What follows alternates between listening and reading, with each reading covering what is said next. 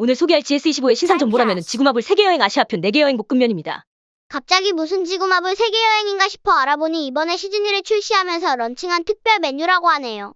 아시아 4개국의 대표적인 볶음면을 한 번에 제공한다는 독특한 콘셉트로 출시했고 기존 GS25 전보라면과 동일하게 8인분을 제공합니다.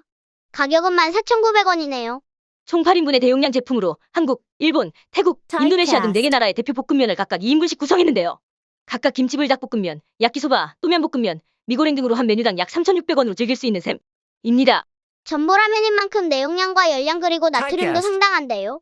총 내용량은 860g의 열량은 3685K, 나트륨은 1일 권장량의 567%입니다. 당연히 이걸 한 번에 다 드시는 분은 없기야 하겠지만 덮어놓고 먹다 보면 나도 모르게 더 들어가는 메뉴인 만큼 드실 때 약간 경계는 하셔야 할 것 같습니다. 조리 방법은 크게 특별한 건 없고 면 수준 보관? 했다가 써야 하고 각각 2인분씩 제공되는 소스를 면과 잘 비벼주는 정도만 주의하면 될 것 같습니다. 맛있게 먹는 꿀팁이라고 해서 면을 풀어주지 않고 네모난 형태에서 소스를 하나씩 섞으면 이쁘게 섞어진다고 하는데 어차피 물을 따라 버리긴 해야 되어서 이건 뭐 패스해도 되겠네요. 마지막에 나만의 조합을 만들거나 4가지 맛을 한 번에 다 섞어도 맛이 괜찮다고 하는데 과연 무슨 일이 펼쳐질지 마지막에 알아보겠습니다. 면은 기존의 GS25에서 나온 비빔면, 틈새라면과 동일한 면을 사용하는 것 같고요. 소스는 4가지 종류를 2인분씩 구성했습니다. 야끼소바, 김치불닭, 또면은 액상 스프고요. 미고랭은 분말 스프입니다. 참고로 미고랭은 별도의 조미유 소스가 있으니 조리하실 때 참고하세요. 그래도 자세히 보면 색은 꽤 구분되는데요. 진한 검은색 계열이 야끼소바, 빨간색 중에서 진한 빨간색 계열이 김치불닭 메뉴랍니다. 일단 첫 번째는 인도네시아 미고랭 맛이었습니다.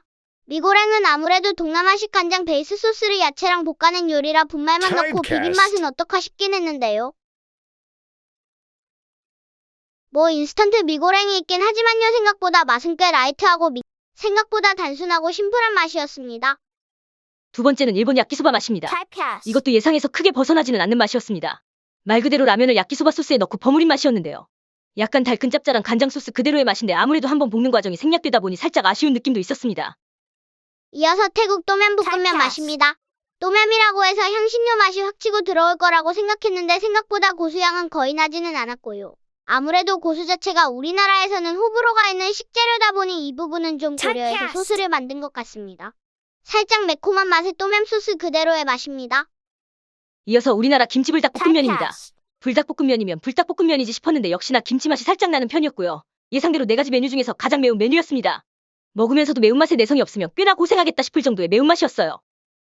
전반적으로 맛 자체는 상당히 무난한 편이고 강렬한 맛보다는 무난한 맛, 물론 불닭은 좀 매워요.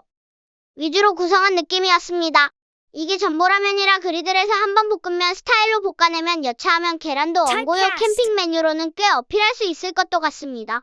소스에 그냥 비비는 식으로는 너무 소스 날것의 맛이 강하네요. 그리고 여러분이 적절한 맛의 조합을 찾아보시는 것도 좋을 수도 있겠다는 생각은 하는데 개인적으로 4가지 맛을 다 조합해서 먹어보니 김치불닭의 매운맛이 나머지 메뉴의 향, 맛을 다 덮어버리는 문제 아닌 문제가 있었습니다.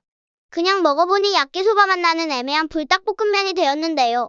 이 부분은 여러분들이 한 젓가락씩 섞어서 적당히 도전해보셨으면 합니다. 저는 딱히 어떤 조합이 좋다 추천하기는 힘드네요.